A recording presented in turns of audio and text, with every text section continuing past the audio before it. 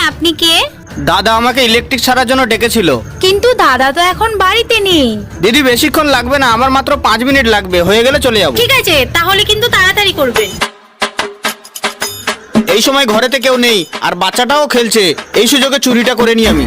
ওই যে দেখতে পাচ্ছি আলমারি, ওর মধ্যেই মনে হয় সোনা দানা রয়েছে। আমি যাই, গিয়ে সব সোনা দানা আমি নিয়ে নেব।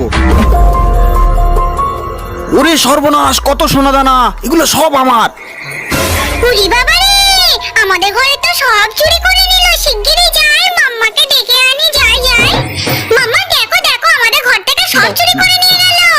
তাই নাকি? শিগগিরই চলো দেখি।